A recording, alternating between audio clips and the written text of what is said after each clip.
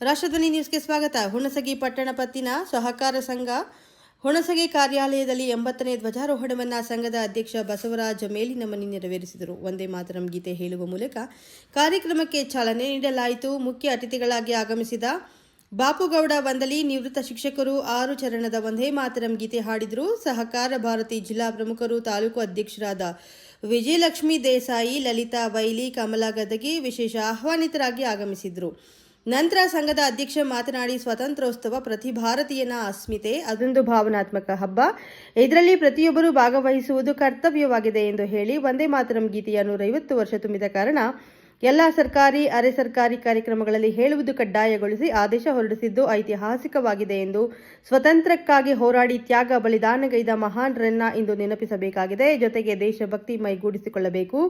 ನಾವು ಸ್ವಾತಂತ್ರ್ಯವನ್ನು ಉಳಿಸಿಕೊಳ್ಳುವಲ್ಲಿ ನಮ್ಮ ಕರ್ತವ್ಯದ ಬಗ್ಗೆ ಆತ್ಮಾವಲೋಕನ ಮಾಡಿಕೊಳ್ಳಬೇಕು ಎಂದು ತಿಳಿಸಿದರು. ಈ ಸಂದರ್ಭದಲ್ಲಿ ಶಾಂತಗೌಡ ಆರಕೇರಿ, ಚಂದ್ರಶೇಖರ ದೇಸಾಯಿ, ಗುರುಲಿಂಗಣ್ಣ ಸಜ್ಜನ್, ಪದ್ಮಾವತಿ ಕುಲಕರ್ಣಿ, ಅಮರೇಶ ವೈಲಿ, ಶರಣ ಬಸವ ಪಾಟೀಲ್ ಸೇರಿದಂತೆ ಷೇರುದಾರ ನಾಗರಾಜ್ ಬಿರಾದಾರ್ ಉಪಸ್ಥಿತರಿದ್ದರು. ಮುಖ್ಯ ಕಾರ್ಯನಿರ್ವಾಹಕರಾದ ಮಹಾಂತೇಶ ಮುರಾಳ್ ಪೂಜೆ ನೆರವೇರಿಸಿದರು. ಇದೇ ಸಂದರ್ಭದಲ್ಲಿ ಬಾಪುಗೌಡ ವಂದಲಿ ಶಿಕ್ಷಕರಿಗೆ ಸಂಘದ ವತಿಯಿಂದ ಸನ್ಮಾನಿಸಲಾಯಿತು. ಲೆಕ್ಕಿಗ ಪ್ರಭು ನೂಲಿ ನಿರೂಪಿಸಿದರು. ವೀರೇಶ್ ದೇಸಾಯಿ ಸ್ವಾಗತಿಸಿದರು. ಹರೀಶ್ ಹಂದಿಗನೂರ್ ವಂದನಾರ್ಪಣೆ ಮಾಡಿದರು. ವರದಿ ಹನುಮಂತ ದೊರಿ. ಕ್ಷಣ ಮಾಹಿತಿಗಾಗಿ ವೀಕ್ಷಿಸಿ ರಾಷ್ಟ್ರಧ್ವನಿ ನ್ಯೂಸ್ ಕನ್ನಡ.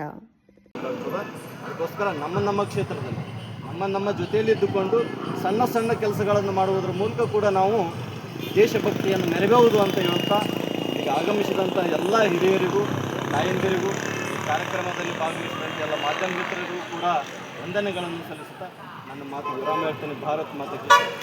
ಪೆಟ್ರೋಲ್ ಹಾಕ್ಸೋದ್ರಿಂದ 100 ರೂಪಾಯಿದು ಹಾಕ್ಸೋದು 50 ರೂಪಾಯಿ.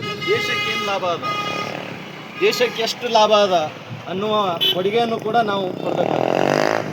ಆ ಒಂದು ಬಂಗಾರ ಕಡಿಮೆ ಮಾಡುವಾಗ ಈ ದೇಶದ ಲಾಭ ವಿದೇಶಕ್ಕೆ ಎಷ್ಟು ಹೋಗ್ತದ ಅನ್ನುವ ಆತ್ಮಾವಲೋಕನ ಮಾಡಿಕೊಳ್ಬೇಕು. ಕೇವಲ ಬಂಗಾರ ಒಂದು ಉದಾಹರಣೆ.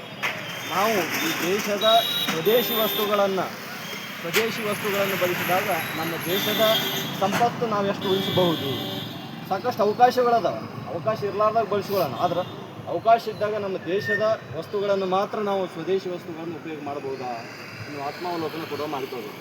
ಯಾಕಂದ್ರೆ ಈ ದೇಶದ ಭಾಳಷ್ಟು ಸಂಪತ್ತು ವಿದೇಶಕ್ಕೆ ಯಾಕೆ ಹೋಗ್ತದಂದ್ರೆ, ವಿದೇಶಿ ಆಮದು ಮಾಡತಕ್ಕಂಥ ವಸ್ತುಗಳಿಂದ ನಮ್ಮ ದೇಶದಲ್ಲಿ ಸಿಗುವಂಥ ವಸ್ತುಗಳನ್ನು ಬಳಸಿದ್ರೆ ವಿದೇಶಕ್ಕೆ ಹೋಗೋದಿಲ್ಲ. ಅದಕ್ಕಾಗಿ ನಮ್ಮ ದೇಶದಲ್ಲಿ ಸಿಗುವಂಥ ಸಾಕಷ್ಟು ನಾವು ಸಾಬೂನುಗಳನ್ನು, ಕೋಲ್ಗೇಟ್ಗಳು